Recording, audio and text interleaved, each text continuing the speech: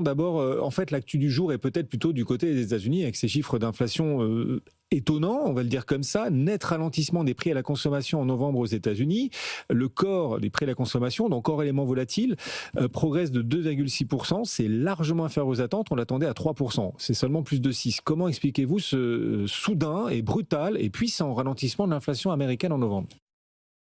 Je pense qu'il faut être très prudent. D'abord, on a une vraie difficulté d'analyse qui tient au fait que le BLS n'a pas produit de données pour le mois d'octobre. Donc on enjambe le mois d'octobre, on a simplement les indices de novembre qu'on doit maintenant comparer à ceux de septembre. Et il est possible que même l'indice de novembre soit entaché de quelques limites méthodologiques encore plus fortes que d'habitude. Il faut jamais oublier que la fin du shutdown, c'est le 12 novembre. Donc, c'était déjà très avancé dans le mois quand les employés du BLS ont fait les relevés de prix.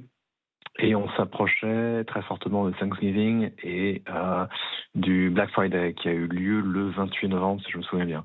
Donc, il est possible qu'une partie de cette désinflation effectivement assez surprenante soit dû simplement à un biais de mesure. On a surtout mesuré dans la deuxième partie du mois, à un moment où en fait on avait des soldes déjà très très importants. Donc je ne suis pas sûr que la correction des variations saisonnières qu'on utilise pour le mois de novembre s'applique vraiment cette fois-ci. Donc je pense que ça permet d'expliquer aussi pourquoi la réaction de marché est finalement aussi limitée, en tout cas sur la Fed. Il y a eu très très peu de mouvements sur les taux à 2 ans, très peu de mouvements sur les futurs qui cherchent à pricer les futurs mouvements de la Fed, parce que Jay Powell nous avait déjà prévenu que les chiffres allaient être un peu compliqués probablement jusqu'au premier trimestre 2026. Donc c'est très surprenant, ce serait effectivement une nouvelle très importante si c'était confirmé dans les indices du mois de décembre. Mais je pense que voilà, il faut rester un tout petit peu prudent devant ce mouvement qui est en plus perpendiculaire à ce que nous disent les enquêtes. Les enquêtes, par exemple, l'ISM nous dit que l'inflation ressentie par les entreprises reste forte. Donc voilà, restons calmes. Oui, effectivement. Alors, les indices américains sont en hausse aujourd'hui sur chiffre d'inflation, mais effectivement, avec une forme de prudence et de distance. Ici, en Europe, c'est la Banque Centrale Européenne qu'on est en train de digérer. Pas de surprise. Nouveau statu quo, le 4e d'affilée. Enfin, pas de surprise. Elle explique quand même, Christine Lagarde, que pour la suite, en matière d'évolution des taux, tout est sur la table. Baisse de taux, maintien des taux ou pourquoi pas hausse. Tout est ouvert, a Ou dit pourquoi Christine pas Lagarde. hausse. Ouais, tout est ouvert.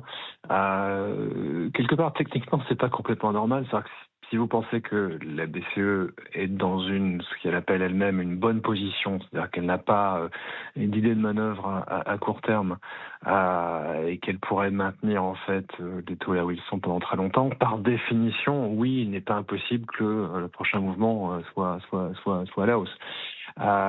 Et je pense qu'elle devait aussi intégrer le fait que Isabelle Schnabel a explicitement évoqué cette possibilité. Et donc voilà, tout est sur la table, tout était déjà sur la table depuis les propos d'Isabelle Schnabel. Mais quand même, Christine Lagarde est restée extraordinairement, pas évasive, mais en tout cas n'a pas du tout cherché à prévenir ou en tout cas à préparer les esprits à une future hausse de taux, pas du tout. Je pense qu'elle a énormément insisté en particulier sur l'incertitude, même si on la sent plutôt plus positive, plutôt plus confiante sur l'état de l'économie en Europe. Elle a quand même beaucoup insisté sur le degré d'incertitude aujourd'hui très, très important. Et son point sur le Conseil gouverneur était unanime voilà, pour ne pas se lancer dans une quelconque forward guidance que ce soit. Ça signale bien qu'on est très très loin d'un débat sur une hausse des taux. Ce qui a changé fondamentalement depuis 3 ou 4 mois, on pensait, en tout cas moi je pensais qu'il y aurait un débat sur une baisse des taux en 2026, en début 2026, et cette perspective-là, elle s'est très nettement éloignée, et les propos de Christine Lagarde aujourd'hui confirment plutôt cette tendance.